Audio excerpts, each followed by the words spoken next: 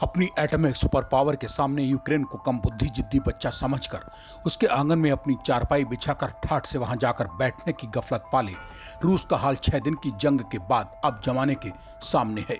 रूसी हुक्मरानों के दिलों में उनकी बेईमान उम्मीद शुरू से पल रही थी कि वे 24 घंटे से लेकर 4 दिन के भीतर ही यूक्रेन की छाती पर रूस का झंडा गाड़ देंगे।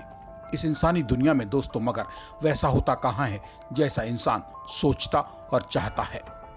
आज मैं और आप बेबाक जिक्र करेंगे रूस और यूक्रेन की खूनी लड़ाई के बीच घर बैठे ही सिसकियां ले लेकर रोना शुरू कर देने वाले ड्रैगन यानी सुपर पावर चीन के विधवा विलाप का।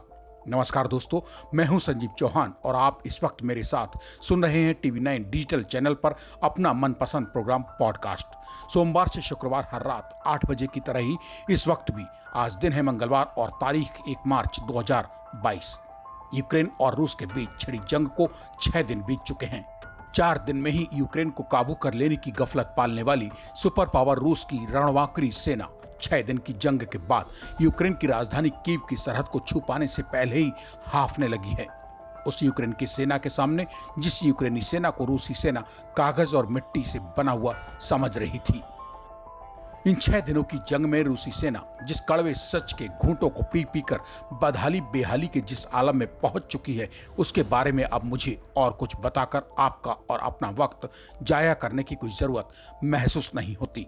जो हो रहा है वो दुनिया के सामने है। हाँ, रूसी सेना दिन रात आसमान से यूक्रेन के आंगन में अकाल मौत बरसा रही है और मामूली सा यूक्रेन है कि उसके आंगन के ऊपर आसमान में भटक रही रूसी सेना को कहीं यूक्रेन के रणबांकुरों की लाशें दिखाई ही नहीं दे रही हैं।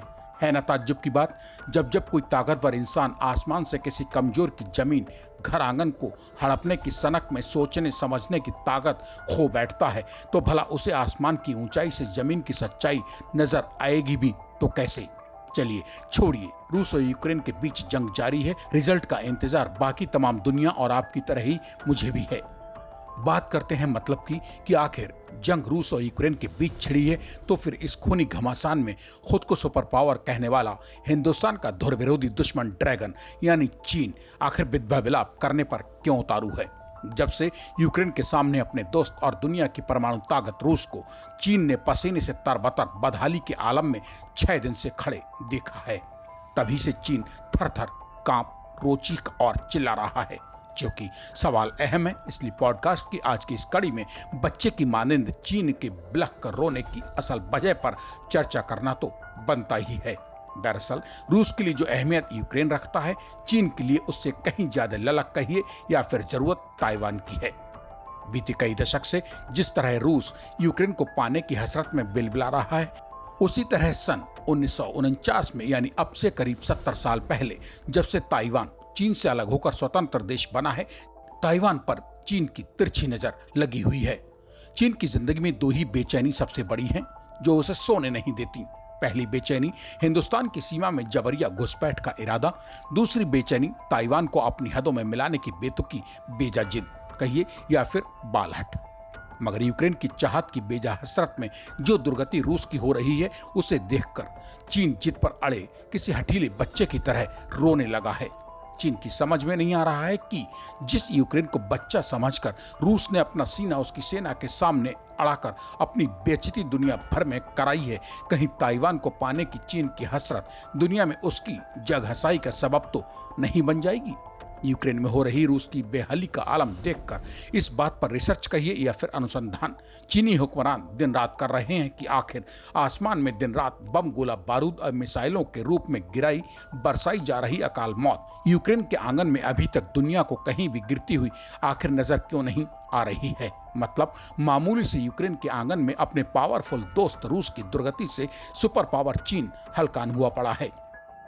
इसके बाद भी चीन का दीदा देखिए कि रूस और यूक्रेन के इस जंगी दौर में भी चीन बाज आने को राजी नहीं।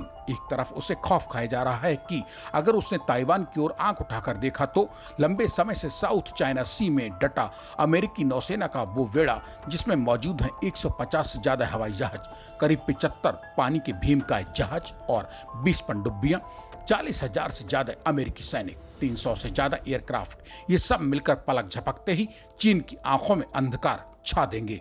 और उतार देंगे ड्रैगन यानी चीन के दिमाग पर चढ़ी 70 साल पुरानी ताइवान को पाने की बेहुदा सनक। ठीक वैसे ही जैसे बीते 6 दिन से यूक्रेन कर रहा है चीन के दोस्त रूस के साथ। रूस और यूक्रेन के बीच छिड़े मौजूदा घमासान में जीत हार किसकी होगी, यह तो जंग के अंत में ही तय होगा। हाँ, इसमें कोई शक नहीं है कि हाल फिलहाल के लिए ही सही, मगर रूस और यूक्रेन की जंग ने दुनिया के सबसे ताकतवर समझे जाने वाले चीन की हालत तो खराब कर ही रखी है।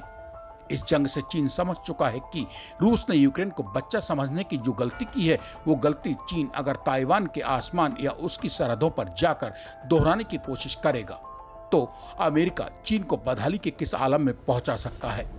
चीन इसको भी बखूबी जानता समझता है। शायद अमेरिका के खौफ का ही नतीजा है जिसके चलते ताइवान को 70 साल से अपनी हदों में मिलाने की बालहट पर अड़ा चीन 70 साल बाद भी अपनी इस अधूरी हसरत को पूरा करने पर अड़ा बैठा है। जब जब चीन का मन ताइवान को देखकर ललचाता मचलता है, तब तब उसे साउथ चाइना सी में मौजूद अमेरिकी नौसेना के 7वें बेड़े पर खड़ी अपनी अकाल मौत झटके के साथ डराकर चीन को आंखें मींच लेने को मजबूर कर डालती है। इसके बाद भी मगर जिद्दी चीन की हट का आलम यह है कि रूस और यूक्रेन के बीच चल रही जंग के दौर में भी चीनी सेना के लड़ाकू विमान 10-12 मर्तबा ताइवान के आसमान में कलाबाजियां करके बता रहे हैं कि जब तक ताइवान के सामने चीन का हाल भी यूक्रेन के सामने हो रहे रूस के बदतर हाल से भी बुरे रूप में दुनिया के सामने नहीं आ जाएगा, तब तक चीन बाज आने वाला नहीं है। सोमवार से शुक्रवार रोजाना रात 8 बजे ऐसे ही तमाम उलझे हुए किस्से कहानियों मसलों को सुलझाती पॉडकास्ट की ऐसे ही तमाम कड़ियां सुनने के लिए TV9 डिजिटल चैनल को सब्सक्राइब करके अपने मन की बात कमेंट बॉक्स में मुझे बताना ना भूलें।